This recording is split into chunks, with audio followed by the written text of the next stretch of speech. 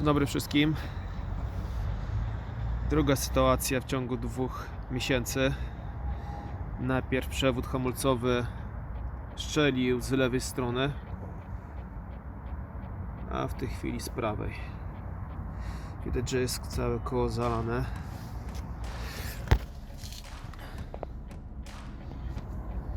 I coś ostrośnie chcę złapać. Momencik. Jest. Tutaj nam delikwent szczelił. Wszystko mokre, wszystko w płynie hamulcowym. Co wymieniałem 2 miesiące temu.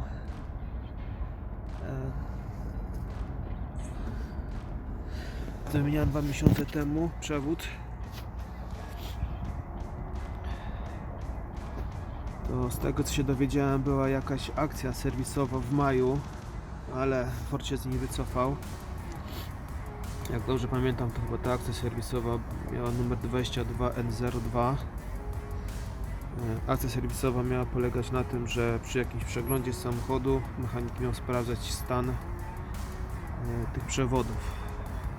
Moim zdaniem na oko to ciężko określić, czy ten przewód jest ok, czy nie ok, bo wtedy jak wymienialiśmy ten lewy przewód, od razu poprosiłem, żeby rzucił okiem, jak ten przewód z prawej strony wygląda, i twierdził, że jest wszystko ok. Tak więc to nie jest tak łatwo do określenia, czy ten przewód się nadaje dalej do użytku, czy nie. No cóż, trzeba będzie wziąć, wymienić ten przewód, zalać od nowa płyn. A jakie były objawy? Podczas jazdy pedał hamulca zaczął wpadać w podłogę i po chwili na liczniku pojawił się komunikat o niskim stanie płynu hamulcowego. Zadzwonię do serwisu, zapytam się, czy mają na stanie jakieś przewody na prawą stronę, no i się odezwę później co jak.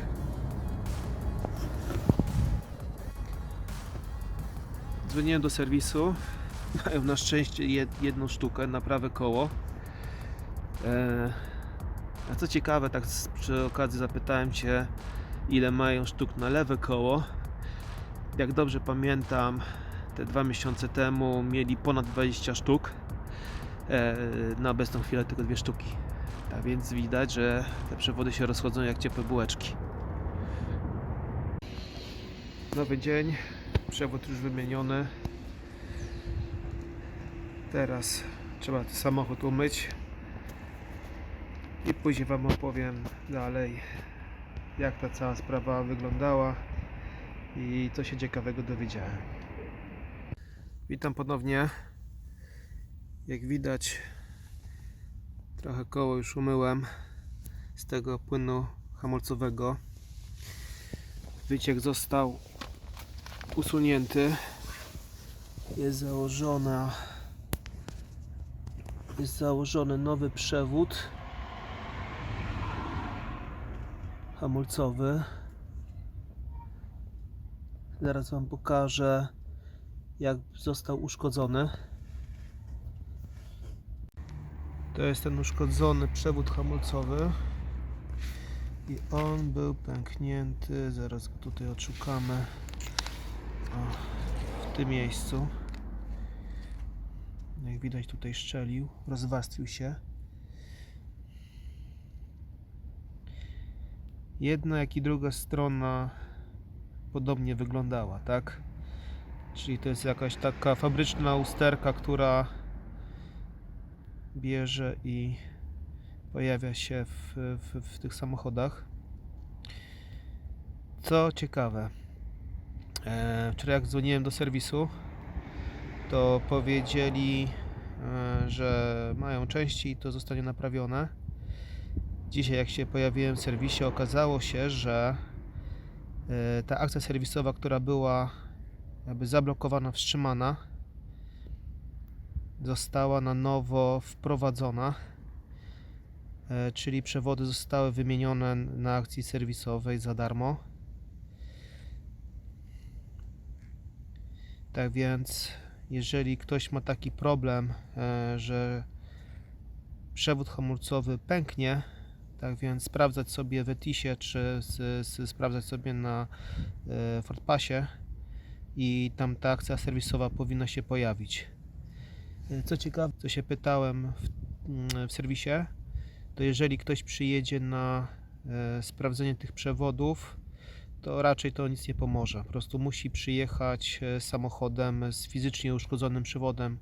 Wtedy obie strony są wymieniane podczas tej akcji serwisowej. Tak więc sobie sprawdzać, dbać o to. Moim zdaniem to jest bardzo niebezpieczne podczas jazdy.